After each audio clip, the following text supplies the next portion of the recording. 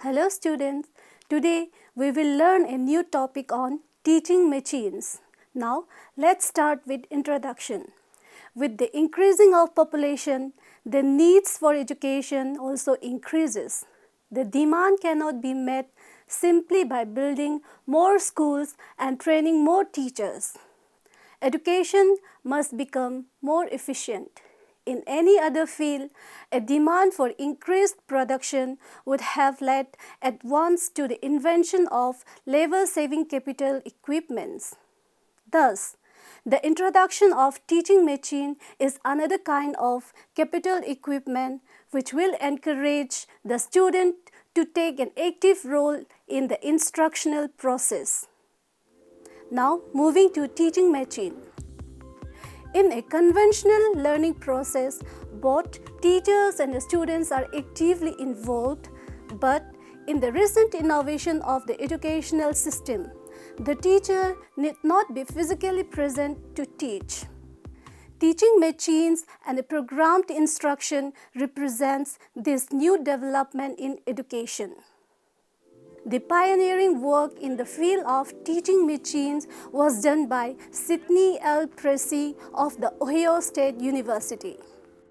The writing and research of B. F. Skinner was chiefly responsible for this remarkable development. A teaching machine is a piece of device designed to be operated by an individual student. It presents series of problems and provides immediate rewards or reinforcement to students when they give the correct answer to the posed questions. It can interact with the students to a remarkable degree.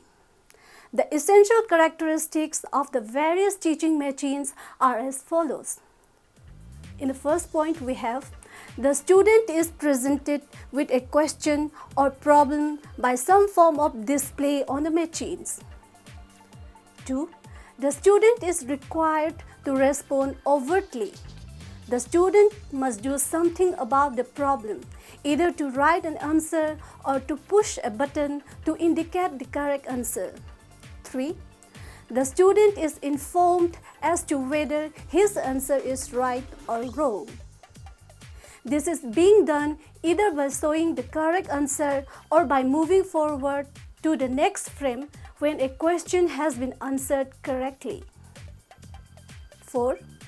An account is kept of the responses made by the student not for the purpose of testing the acquisition of knowledge, but for teaching purpose. So, in a teaching machine, programming is done by presenting the subject matter in a small, discrete, interlocking steps, each depending upon the preceding steps. Only after the student has committed himself by writing out the response to the problem, he operates a lever or button which exposes the correct answer. At the same time, his answer moves under a piece of glass. The student can only check up whether his response is right or wrong, but there is no scope for making correction. Most teaching machines present linear programs through a few functions as branching type. In some of the complex electronic machines, branching of a complex sort is possible. Teaching machines allows each student to proceed at his own pace and continually interact with the students. There are machines which allow the student to question, to ask for further information, to demand review and to demand explanation. They are completely individualized in every respect. Teaching machine can be broadly categorized under two categories. The first category is construct response devices. Under this we have A. the slider machine, B. the disc type machine, C. the typewriter into computing machine, D. audio-visual combination. The second categories we have multiple choice machines, and under this we have A. Precise machines, B. Electronic computers and multiple choice programs, C. Audio-visual machines, D. Non-mechanical multiple choice programs. Now moving to another subtopic, that is values of teaching machines. Point number 1. Program instruction and teaching machines provide a technological solution to the problems of individual differences. Number 2. Teaching machines, if programmed and wisely used, can provide individual experience for students. In the present setup, no teacher can be a tutor to each individual, but auto instruction can be tutorial instruction. 3. Teaching machines are helpful from the student's points of view also. Every student can proceed at his own rate of learning. 4. With the teaching machines programs, either remediation or enrichment is automatically built depending upon the philosophy and intention of the programmer. 5. Large numbers of students can be taught with the machines. 6. Students were active while using teaching machines during their learning process. It is such kinds of private tutor which alerts students and keep them busy during learning process. 7. Teaching machines provides opportunities for teachers to analyze the responses of the students.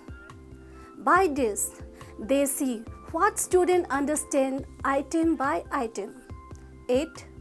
A program is not a human being and hence can be used at any time of the day. Programmed materials or teaching machines are never tired and never lose their temper or patience. Hence, program material are very useful in the field of non-formal education. Now, moving to another subtopic, machine versus teacher.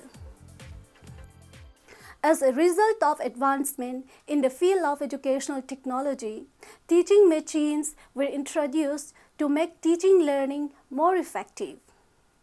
Teaching machines are primarily due to the work of educational and research psychologists. The machine may appear crude as they are today, but painstaking research is still going on and it will definitely improve the technique so that teaching will become the most human of all professions. The greatest value of such mechanical devices and the programmed material used in these is that they make individualization of instruction possible. Programs catering to the individual differences among pupils should take into account not only speed of learning, but also other physical and psychological variables found in classes. Individualizing instruction is not just paying personal attention to each pupil. It consists of designing specifically tailored learning experiences for each pupil on the basis of his or her needs and interests as well as strengths and weaknesses. So in such a task, the planned use of tools and techniques of educational technology is indispensable. But one question which came out is whether machines will replace human teachers in near future. Education is a complex process. It is about the trust and the bond between teacher and young person that creates the environment where learning can occur and grow. Virtual learning simply cannot do that. A world where young people are retreating more and more into virtual unreality, the teaching profession is more important than it ever was. It is teaching that keeps it real, teaching that keeps young people alive. In short, teachers and the profession will never die. Now, coming to another subtopic, computer-assisted instruction. Computer-assisted instruction is the most exciting innovation in the field of education. A computer is programmed with linear or branching programs and act like a super teaching machines catering to the needs of a number of students at the same time. The characteristics aspects of the computer-assisted instruction is its capacity to initiate flexible interaction with the students, which is not possible in the teaching machine.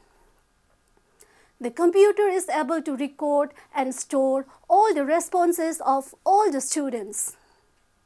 It can use the information in deciding what information to give the student next. It can branch not just in terms of one answer, but also in terms of a whole series of previous answers. It can also record the time taken to answer a question and the student's response. A typical computer-assisted instruction installation consists of individual learning booth, each with a console. The student is seated. Facing him on the console is a television screen for displaying information. Before he starts a program, the student checks in with the computer by displaying his identity number. This connects him with his part of learning program. A complete package of information stored in the system is presented sequentially. This information could take the form of videotape recordings, slides, motion pictures, films, film strips, etc.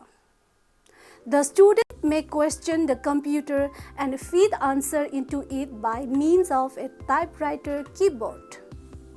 The computer responds by printing out comments, answers, and questions. Sometimes the student may write directly on the cathode ray tube display screen with a light pen. His answer will be picked up by the computer and evaluated. When he has finished, the computer assigns him the next program, records his progress, and prints out a report for his. Computer-assisted instruction is therefore not merely a sophisticated type of program instruction, but a different kind of instruction altogether.